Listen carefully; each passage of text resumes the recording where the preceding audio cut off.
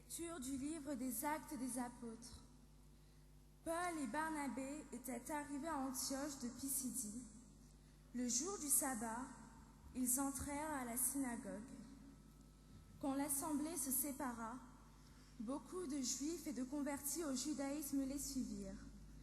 Paul et Barnabé, parlant avec eux, les encourageaient à rester fidèles à la grâce de Dieu. Le sabbat suivant, presque toute la ville se rassembla pour entendre la parole du Seigneur. Quand les Juifs virent tant de monde, ils furent remplis de fureur. Ils repoussaient les affirmations de Paul avec des injures.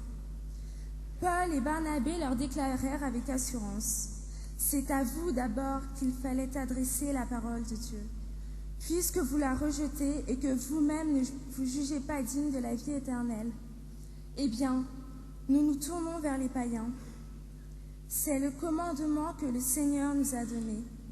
J'ai fait de toi la lumière des nations pour que, grâce à toi, le salut parvienne jusqu'aux extrémités de la terre. » En entendant cela, les païens étaient dans la joie et rendaient gloire à la parole du Seigneur. Tous ceux que Dieu avait préparés pour la vie éternelle devinrent croyants. Ainsi, la parole du Seigneur se répandait dans toute la région. Mais les Juifs entraînèrent les dames influentes converties au judaïsme, ainsi que les notables de la ville. Ils provoquèrent des poursuites contre Paul et Barnabé et les expulsèrent de leur territoire. Ceux-ci secouèrent contre eux la poussière de leurs pieds et se rendirent à Iconium, tandis que les disciples étaient pleins de joie dans l'esprit. Parole du Seigneur.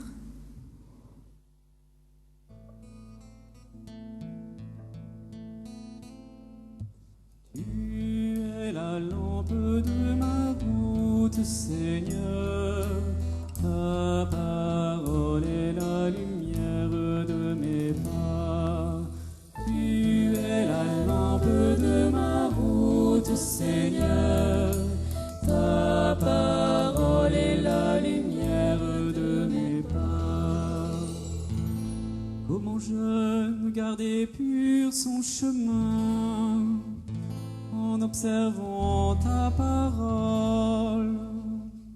De tout mon cœur je te cherche, garde-moi de fuir tes volontés. Tu es la lampe de ma route, Seigneur. Ta parole est la lumière de mes pas. Dans mon cœur, je conserve tes promesses pour ne pas faillir envers toi. Toi, Seigneur, tu es béni. Apprends-moi tes commandements.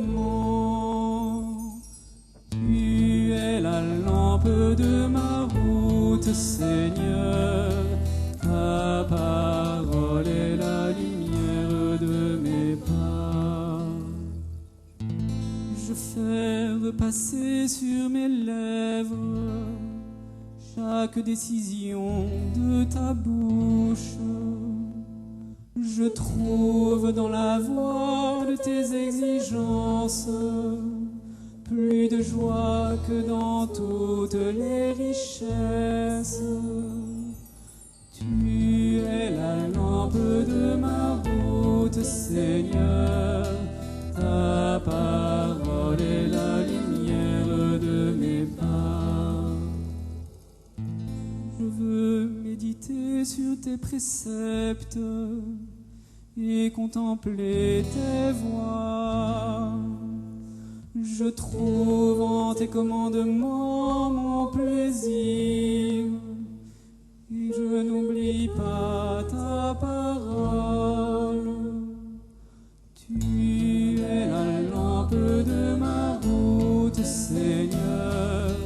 Ta parole est la lumière de mes pas.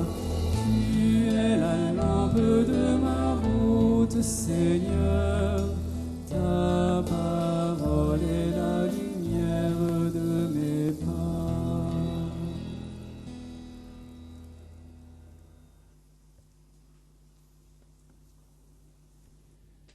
Après le premier signe évocateur à Lourdes de la présence du Christ, l'eau, c'est la lumière qu'évoquait ce psaume, lumière du cierge pascal encore présente au milieu de nous pour manifester Pâques. Et les 8 diocèses ont allumé un cierge pascal qui entoure l'autel, rappelant le signe de la lumière, évoquant la lumière de la parole du Seigneur sur nos chemins. Saint Jean. Moi, Jean, j'ai vu une foule immense que nul ne pouvait dénombrer. Une foule de toutes races, nations, peuples et langues. Ils se tenaient debout devant le trône et devant l'agneau, en vêtements blancs, avec des palmes à la main. L'un des anciens me dit, « Ils viennent de la grande épreuve. Ils ont lavé leurs vêtements. Ils les ont purifiés dans le sang de l'agneau. C'est pourquoi ils se tiennent devant le trône de Dieu et le servent jour et nuit dans son temple. Celui qui siège dans le trône habitera parmi eux. Ils n'auront plus faim, ils n'auront plus soif. La brûlure du soleil ne les accablera plus, puisque l'agneau qui se tient au milieu du trône sera leur pasteur pour les conduire vers les eaux de la source de la vie. Il essuiera toute larme de leurs yeux. Parole du Seigneur.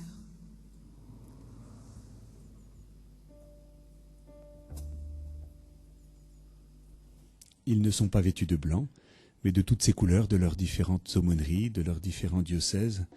Mais n'est-ce pas cette foule immense que nul ne peut dénombrer presque, réunie autour de son Seigneur pour l'accueillir et pour approfondir cette prière, cet apprentissage de leur relation, de ce cœur à cœur avec le Seigneur qui se déploie de bien des manières qui leur ont été présentées durant ces 4 jours, aujourd'hui dans l'action de grâce de l'Eucharistie.